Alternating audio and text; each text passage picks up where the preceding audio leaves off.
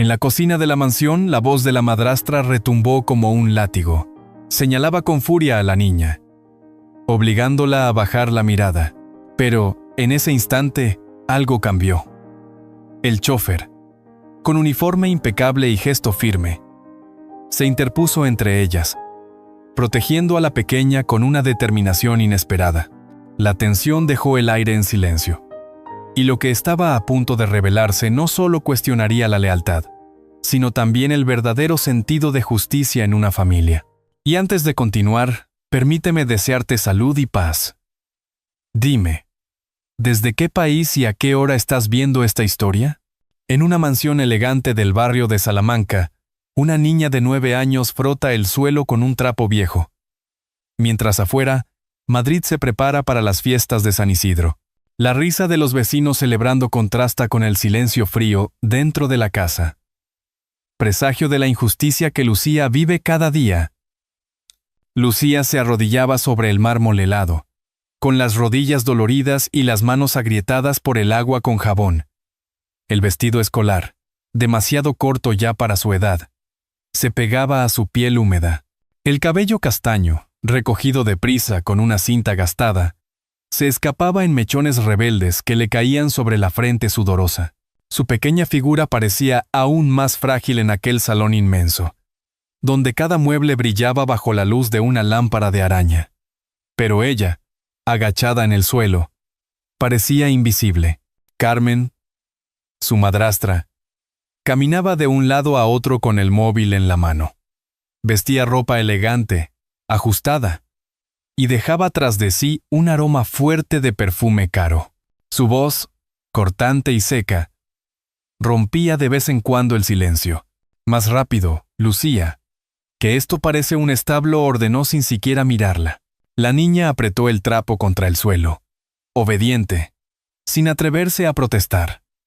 Cada movimiento era pesado, no solo por el cansancio, sino por el miedo. Sabía que cualquier respuesta podía costarle la cena, como tantas veces antes. El teléfono sonó. Carmen cambió su rostro en un instante, transformando su tono en meloso y amable. Alejandro, cariño, todo está perfecto aquí. Sí, Lucía come muy bien, incluso me ayuda en la cocina. No te preocupes por nada. Tú concéntrate en tus negocios. Lucía escuchaba cada palabra mientras fregaba el suelo, sintiendo como un nudo le apretaba la garganta. La noche anterior había cenado apenas un trozo de pan duro con leche aguada porque no terminó las tareas a tiempo. Quiso gritar que todo era mentira, pero se quedó callada, con la certeza de que nadie la escucharía. Alejandro Herrera, su padre, estaba en Barcelona cerrando contratos con empresarios catalanes. Hombre de éxito, acostumbrado a hoteles de lujo y cenas interminables, había delegado el cuidado de su hija en Carmen. Pensaba ingenuamente que con ella al mando, Lucía estaría segura. Aquella confianza ciega lo mantenía tranquilo en sus viajes. Pero al mismo tiempo, lo alejaba del sufrimiento real de la niña. Al terminar de enjuagar el trapo, Lucía se permitió un respiro junto a la ventana del pasillo. Afuera, Madrid rebosaba vida. Mantones de Manila colgaban de los balcones. Claveles rojos adornaban los puestos, y el aroma de barquillos y rosquillas recién hechos se mezclaba con el bullicio de los niños que corrían con globos. Lucía apoyó la frente en el cristal frío, deseando estar allí, aunque solo fuese por un instante. La ilusión se desvaneció con la voz de Carmen. «Si no acabas antes de la cena, no cenas tú», le dijo al pasar, como una sentencia inevitable. Lucía regresó al suelo. Con las lágrimas contenidas, apretó los labios y frotó con más fuerza, como si pudiera borrar con aquel gesto la tristeza que le consumía. En la casa reinaba un silencio pesado, apenas interrumpido por los pasos de Carmen y el lejano murmullo de la ciudad que celebraba. No sabía que, desde el pasillo, alguien más la observaba con atención. Unos ojos cansados, acostumbrados a guardar silencio, seguían cada movimiento suyo, como esperando el momento justo para intervenir. Lucía aprieta los labios y sigue fregando. sin saber que alguien más la observa desde el pasillo. Al día siguiente, el garaje de la mansión se convirtió en un refugio inesperado para Lucía. El espacio olía a gasolina y metal, mezclado con el perfume ligero de las flores de mayo que vendían en la esquina cercana. Los primeros rayos de sol se filtraban por una rendija, iluminando las motas de polvo que flotaban en el aire. Don Ernesto, con su mono de trabajo azul y las mangas de la camisa arremangadas, revisaba el motor del coche negro, que llevaba más de 2 décadas al servicio de la familia Herrera. Lucía apareció arrastrando un cubo lleno de agua. El asa de metal le mordía los dedos y las gotas caían sobre el suelo frío, dejando huellas de su esfuerzo. Su vestido, demasiado corto para su edad, estaba húmedo en la parte baja y sus zapatos gastados se hundían en los charcos. Intentaba no hacer ruido, pero cada paso parecía un recordatorio de la carga que llevaba encima. Ernesto levantó la cabeza y la observó en silencio. Había visto a esa niña crecer desde bebé, aunque siempre a la distancia. Nunca había intervenido en los asuntos familiares, consciente de su lugar como chófer y trabajador. Sin embargo, aquella mañana notó en los ojos de Lucía un cansancio distinto. Un cansancio que no correspondía a una niña de 9 años. Se acercó despacio, sacó un paquete de su chaqueta y lo extendió hacia ella. «Toma», dijo con voz baja. Lucía lo miró con recelo. Dentro del papel de estraza aún tibio se escondía un churro, recién comprado en la Puerta del Sol de camino al trabajo.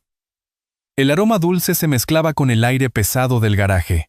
«Gracias, don Ernesto», balbuceó, «pero si me ve, Carmen». «Come, niña». «Nadie debe trabajar con el estómago vacío», respondió él, con firmeza paternal. Lucía dudó, pero el hambre venció al miedo. Le dio un mordisco tímido, y enseguida el azúcar crujió entre sus dientes. Una sonrisa breve, casi imperceptible, se dibujó en su rostro. Ernesto, que pocas veces mostraba emociones, sintió un nudo en la garganta. Sacó un pañuelo arrugado de su bolsillo y se lo ofreció.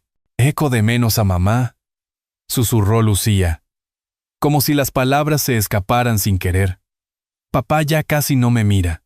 Ernesto se quedó inmóvil. Las llaves en su mano dejaron de moverse, y por un instante pareció regresar en el tiempo, a su propio pasado. Se agachó hasta quedar a la altura de la niña, sus rodillas crujiendo por los años de trabajo. «No estás sola, Lucía. Quizás no pueda cambiarlo todo, pero mientras yo esté aquí, nadie te hará daño». La niña rompió a llorar en silencio, escondiendo el rostro contra sus rodillas. Ernesto posó su mano sobre su cabello, acariciándolo despacio, como un abuelo que intenta reparar años de abandono con un simple gesto. En sus ojos cansados brillaba una promesa. Ya no permitiría más injusticias. Arriba, en el segundo piso, una cortina se movió discretamente. Carmen observaba desde la ventana. Su rostro mostraba una sonrisa helada, satisfecha de haber descubierto un vínculo que no toleraba. No soportaba la idea de que Lucía encontrara consuelo en alguien, mucho menos en un empleado de la casa. Bajó la cortina con un tirón seco y se alejó, planeando cómo cortar de raíz aquella complicidad. Mientras tanto, el garaje se llenó de pequeños sonidos cotidianos. El tic-tac de un reloj colgado en la pared, el goteo de agua del cubo y el lejano repique de las campanas de la iglesia. Lucía, con los ojos aún húmedos, se permitió sonreír tímidamente al terminar el churro.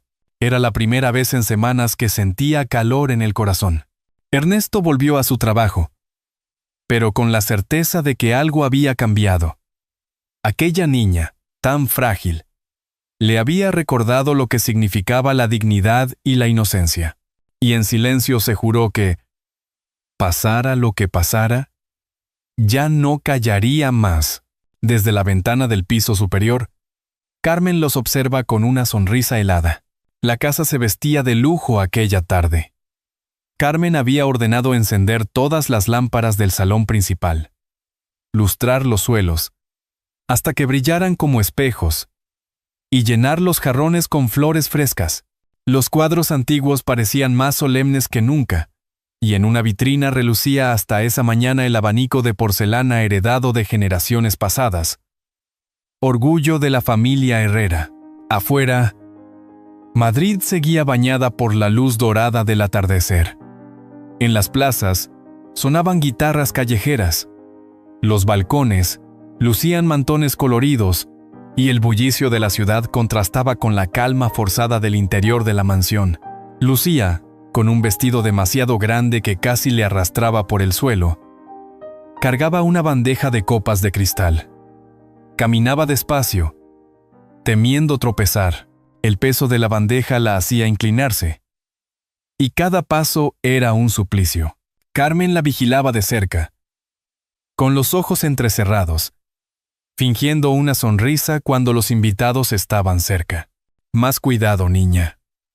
No arruines la velada», le susurró entre dientes, con tono venenoso. Lucía obedeció en silencio, apoyando la bandeja sobre la mesa baja del salón. Su respiración estaba agitada, y sus manos temblaban, pero se esforzó en mantenerse firme. Alejandro había regresado esa misma tarde de un viaje de negocios en Sevilla. Llegó con gesto cansado, aún con el maletín en la mano, y fue recibido por Carmen con besos exagerados. Él sonrió mecánicamente, sin advertir la tensión que se escondía tras las paredes de su casa. Durante unos minutos, todo pareció transcurrir con normalidad. Los invitados hablaban de negocios, de las fiestas de San Isidro que pronto comenzarían, de corridas de toros y verbenas en la pradera. Carmen se movía entre ellos como anfitriona perfecta, mientras Lucía recogía platos y servilletas, invisible para casi todos. Ernesto, en cambio, se mantenía cerca de la puerta, atento, observando con recelo los gestos de Carmen. Había algo en la mirada de la mujer que no le gustaba. De repente, un grito teatral rompió la calma. «¡El abanico! ¿Dónde está el abanico?», exclamó Carmen, llevándose las manos al pecho. Todos se giraron hacia la vitrina. El objeto, que siempre había estado allí, no se veía. Carmen fingió sorpresa y angustia, pero sus ojos brillaban con una chispa de triunfo. «No puede ser. Era lo más valioso de la familia de Alejandro. Y ha desaparecido». Alejandro frunció el ceño. «¿Cómo que ha desaparecido?». «Seguro fue ella», dijo Carmen, señalando a Lucía con un dedo acusador. «Siempre desobediente. Siempre curioseando donde no debe». Lucía abrió los ojos de par en par. Sintió que el corazón le golpeaba el pecho con violencia. «Yo no he tocado nada, papá». «Te lo juro», murmuró con voz quebrada. Los invitados se removieron incómodos, murmurando entre ellos. Algunos intentaron calmar la situación, pero Carmen insistía, su voz elevándose como un látigo. «Ella fue. Siempre ha sido un problema. ¿Qué más pruebas necesitas?». Alejandro miró a su hija con confusión. Durante un instante, la duda se instaló en sus ojos. Quería creer en ella, pero las palabras de su esposa sonaban firmes, llenas de autoridad. Lucía dio un paso atrás, temblando, como un pajarillo acorralado. Desde la puerta, Ernesto apretó el puño con fuerza. Había soportado demasiado. Había callado demasiado. Sabía que Carmen mentía, porque él mismo la había visto esa mañana abrir el armario de su dormitorio y guardar algo en su interior. La sangre le hervía, pero esperó, con los labios apretados, el momento adecuado para hablar. El salón entero se quedó en silencio. Alejandro se acercó a Lucía, mirándola fijamente, con el abanico invisible pesando entre ellos como una prueba de fuego. Su respiración se entrecortó. La de su hija, también. Lucía apretó las manos contra su vestido, sintiendo que el mundo se derrumbaba. Ernesto, en la puerta, cerró el puño con más fuerza, decidido a intervenir aunque eso le costara todo. Alejandro mira fijamente a su hija, dudando, mientras Ernesto aprieta el puño, listo para hablar. En el salón principal se podía escuchar hasta el crujido de la madera bajo los pies de Alejandro. La tensión era tan densa que el aire parecía no circular. Lucía, con los ojos enrojecidos, se encogía en un rincón, intentando convencerse de que todo era una pesadilla. Carmen mantenía la compostura de una actriz consumada. Las manos en el pecho, los labios temblando como si estuviera herida de muerte por la desaparición del abanico. Pero detrás de esa máscara había una sonrisa invisible, la satisfacción de ver a la niña acorralada. Don Ernesto, de pie cerca de la puerta, se removía inquieto. No era hombre de palabras, acostumbrado a callar y obedecer. Pero aquella escena se le clavaba como una espina. Durante años había trabajado en esa casa, viendo injusticias menores, pero ahora todo había ido demasiado lejos. Miró a Lucía, temblorosa, y de pronto recordó a su propia hija, cuando de pequeña lloraba por algo que no había hecho. La memoria le golpeó fuerte, y en ese instante supo que no podía seguir en silencio. «Basta», don Alejandro dijo con voz grave, interrumpiendo a Carmen. El eco de sus palabras resonó en el salón. Alejandro se giró sorprendido. Pocas veces Ernesto hablaba con tanta autoridad. Carmen lo miró con desdén. «¿Y tú qué sabes, viejo chofer? Ocúpate de tus llaves y tus ruedas. No de lo que pasa en mi casa». «Con el debido respeto», señora, replicó Ernesto sin elevar la voz. «Yo vi quién guardó el abanico. No fue la niña». Un murmullo recorrió a los invitados. Alejandro abrió los ojos con incredulidad. «¿Qué estás diciendo, Ernesto?» «Digo la verdad, señor. Vi a doña Carmen abrir el armario de su habitación y guardar allí el abanico esta misma mañana». El rostro de Carmen palideció un instante, pero enseguida recuperó su máscara. «Mentira. ¿Vais a creer a un criado viejo antes que a vuestra esposa? ¿Qué ofensa más grande?». Alejandro titubeó. Miró a su hija, que lo observaba con el corazón en la garganta, esperando un gesto. Luego miró a Ernesto, que lo sostenía con una mirada firme, sin rastro de duda. «Abramos el armario», dijo finalmente Alejandro, con voz baja, pero cargada de tensión. Carmen retrocedió un paso. «Eso es una falta de respeto». «No puedes pedirme». «Abramos el armario», repitió él, esta vez con más firmeza. Los presentes contuvieron el aliento.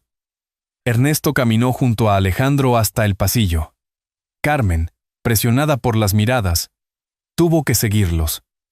Al llegar a la habitación, Alejandro extendió la mano. «Las llaves, Carmen». La mujer vaciló, fingió buscar en su bolso, y finalmente entregó un pequeño manojo de llaves. Alejandro abrió el armario. El silencio fue absoluto hasta que, en el fondo de una estantería, brilló el abanico de porcelana, intacto, hermoso, con los colores que habían pasado de generación en generación. Lucía, que había seguido a lo lejos, se llevó las manos a la boca. Una lágrima le rodó por la mejilla, mezcla de alivio y miedo. Alejandro se quedó de piedra, con el abanico en las manos. Su mirada se desplazó lentamente hacia Carmen. Ella intentó hablar. Balbuceó excusas. Dijo que quizás la niña lo había escondido allí jugando, que no recordaba nada. Pero la voz ya no le sonaba convincente ni siquiera a ella misma. Los invitados comenzaron a murmurar entre sí, incómodos por el espectáculo. Ernesto, sin apartar la vista de Alejandro, dio un paso adelante. «En esta casa he visto de todo», dijo. «Pero jamás dejaré que una niña inocente cargue con una culpa que no es suya». La frase cayó como un golpe de martillo.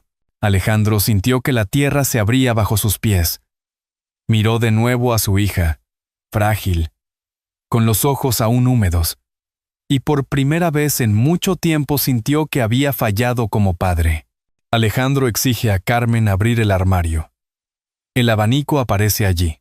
Lucía mira a su padre con ojos húmedos, preguntándose en silencio, ¿ahora sí me vas a creer? El abanico descansaba sobre la mesa como un testigo incómodo. Iluminado por la lámpara de araña, ninguno de los presentes parecía atreverse a respirar. Alejandro se quedó de pie, con las manos apoyadas en la superficie, como si necesitara sostenerse para no caer. Había viajado cientos de kilómetros en busca de contratos y acuerdos, pero ahora, frente a aquel objeto frágil de porcelana, sentía que todo su mundo se tambaleaba. Carmen intentó recuperar el control. Alejandro, tienes que entender. Quizá fue un error. Quizá alguien más lo puso allí sin que yo me diera cuenta. ¿Un error?, repitió él con incredulidad. ¿Cómo puede aparecer en tu armario por error? Los invitados intercambiaban miradas incómodas, y algunos comenzaron a retirarse discretamente del salón, murmurando excusas. Nadie quería estar presente en aquel escándalo. Ernesto permanecía de pie, firme, como una estatua. Había cumplido con su deber, pero sabía que el peso de la decisión final recaía en Alejandro. Lucía, sentada en el borde de una silla, tenía las manos apretadas sobre el regazo. Miraba a su padre con una mezcla de miedo y esperanza. Cada segundo de silencio era un martirio. Cada mirada suya hacia Carmen una tortura. Alejandro caminó lentamente hacia su esposa. Su voz salió quebrada, cargada de dolor. ¿Cómo pudiste? Durante meses confié en ti. Dejé a mi hija en tus manos, pensando que estarías cuidando de ella. ¿Y así me pagas? No exageres, gritó Carmen, perdiendo la máscara. Esa niña siempre ha sido un estorbo. Yo solo intentaba poner orden en esta casa. Tú nunca estabas. Alguien tenía que hacerlo. Esas palabras fueron como un cuchillo en el pecho de Alejandro. De pronto comprendió la magnitud de su ceguera. Había trabajado día y noche para asegurar un futuro. Pero había descuidado lo único que realmente importaba. Su hija. Ernesto, con voz serena, intervino. La familia se divide cuando se olvida la verdad. No hay fortuna que compense el daño de la injusticia. Alejandro cerró los ojos. Podía escuchar aún el eco de la ciudad. Una tuna universitaria cantaba en la calle. Guitarras y bandurrias, que entonaban canciones de amor y de amistad. La música, alegre y lejana, contrastaba con la tristeza que pesaba en el salón. Abrió los ojos y se giró hacia Lucía. Se arrodilló frente a ella. Tomó sus manos pequeñas entre las suyas y susurró con voz temblorosa: «Perdóname, hija. Perdóname por no haberte protegido antes». Lucía se quedó inmóvil un instante, sorprendida. Luego, como si una barrera invisible se rompiera, se lanzó a abrazar a su padre con todas sus fuerzas. Las lágrimas de ambos se mezclaron, y el salón entero se llenó de una emoción que nadie pudo ignorar. Carmen dio un paso atrás, con el rostro desencajado. Sus ojos se oscurecieron, incapaces de aceptar aquella derrota. «Esto no acaba aquí», dijo con voz baja, pero cargada de veneno. «No voy a permitir que una mocosa y un chofer arruinen lo que me pertenece». Alejandro se levantó y la miró con firmeza. Por primera vez, sus palabras fueron un muro. «Basta, Carmen. Ya no tienes poder en esta casa». Ella lo observó con furia contenida, como un animal acorralado, y se marchó del salón dando un portazo. La vibración de la puerta al cerrarse hizo temblar los cristales de las ventanas. El silencio posterior fue profundo. Ernesto se acercó despacio, posó una mano en el hombro de Alejandro y asintió sin necesidad de palabras. Había sido un camino duro, pero por fin se había dado el paso correcto. El abanico seguía sobre la mesa, brillante bajo la luz, convertido ahora en símbolo de una mentira rota y de una verdad recuperada. Afuera, la tuna continuaba su canto, recordando que Madrid, con toda su vida y su bullicio, seguía adelante, pero dentro de aquella casa, algo había cambiado para siempre. Un padre había vuelto a encontrar a su hija. Carmen, con la cara desencajada, promete vengarse. Esto no acaba aquí. ¡Ay! La mañana siguiente amaneció distinta en la mansión. La luz de primavera entraba por los ventanales del comedor y se deslizaba sobre la mesa principal, que nunca antes había parecido tan acogedora. Lucía, por primera vez en mucho tiempo, se sentó junto a su padre para desayunar. El aroma del pan tostado y del café, recién hecho, llenaba el aire. Sobre su plato había un vaso de leche tibia y una porción generosa de churros que Ernesto había traído temprano, envueltos aún en papel de estraza. Alejandro, con gesto renovado, cortaba una rebanada de pan mientras observaba a su hija. Había dormido poco, atormentado por la conciencia de todo lo ocurrido, pero aquella mañana se había levantado con una decisión clara. Nada volvería a ser como antes. Miró a Lucía y, con voz firme pero suave, declaró: «Desde hoy, nadie volverá a tratarte de manera injusta. Esta casa será tu refugio, no tu castigo». Lucía levantó la mirada y sus ojos se iluminaron con un destello tímido de esperanza. Ernesto, sentado discretamente a un lado, sonrió satisfecho. En silencio, dio un sorbo a su café. Feliz de ver a la niña comer sin miedo, Carmen entró de repente, con el rostro pálido y los labios tensos. Llevaba la ropa arrugada, como si la noche entera hubiera estado tramando su próximo movimiento. Se plantó frente a la mesa e intentó recuperar autoridad. «Alejandro, no puedes dejar que esta niña dicte las reglas. No después de todo lo que hemos construido juntos». Alejandro la interrumpió con calma pero con firmeza. «Lo que se construye sobre mentiras no merece ser defendido. He sido ciego demasiado tiempo, Carmen.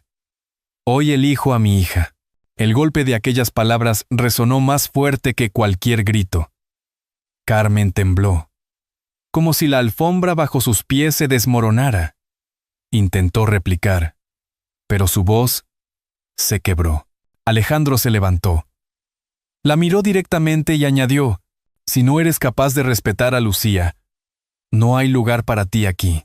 La mujer apretó los labios, recogió su bolso con un gesto brusco y salió del comedor, dejando tras de sí un silencio cargado de liberación.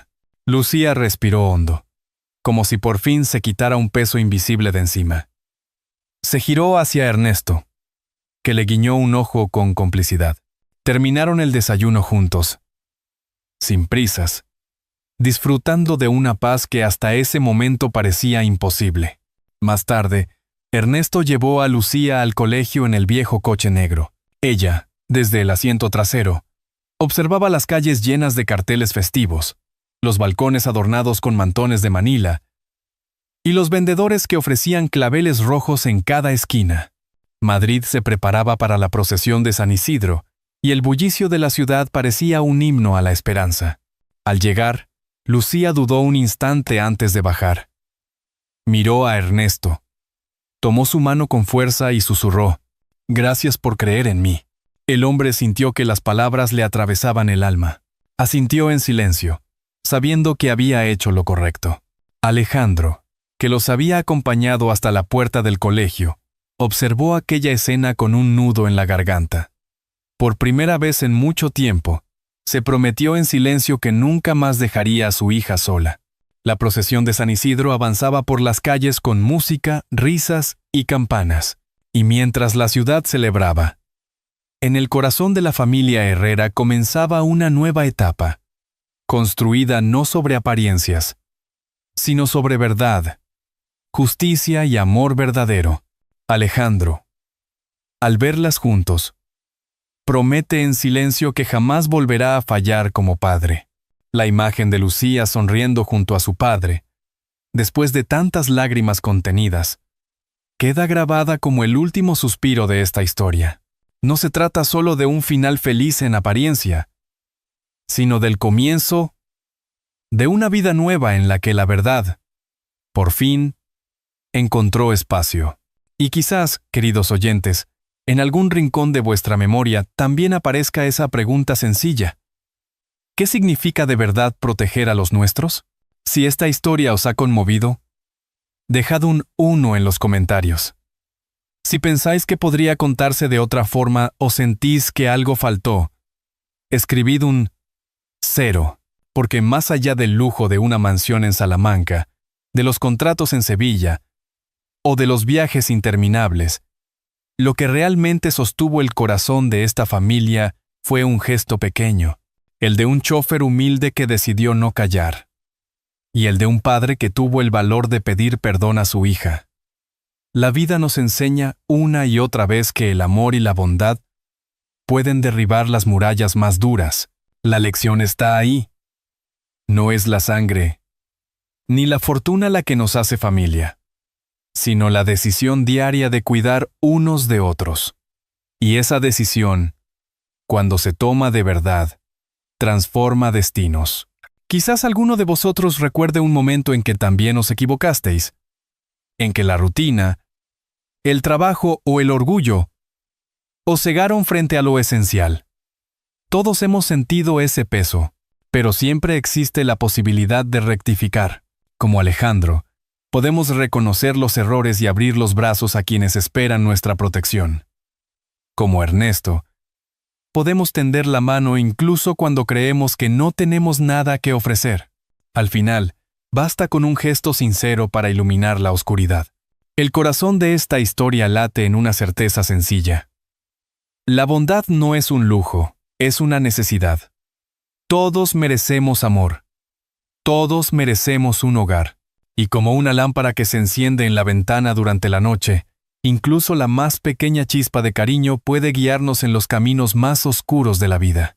Esa luz, aunque humilde, nunca se apaga mientras haya alguien dispuesto a encenderla para los demás. Os invito, amigos, a deteneros un instante y pensar en vuestra propia vida. ¿A quién debéis una palabra de perdón? ¿A quién podéis regalar un gesto de apoyo, aunque sea pequeño? No dejéis pasar la oportunidad, porque a veces la felicidad no llega con grandes acontecimientos, sino con esos detalles que parecen insignificantes y sin embargo cambian todo. Si esta historia ha tocado vuestro corazón, compartidla con alguien a quien queráis. Quizá le recuerde que no está solo. Y si sentís que merece un espacio más en vuestra vida, os animo a uniros a este rincón donde contamos relatos que nos conectan y nos devuelven la esperanza. Al final, todos buscamos lo mismo. Un hogar donde la verdad, la justicia y el amor nos abracen sin condiciones.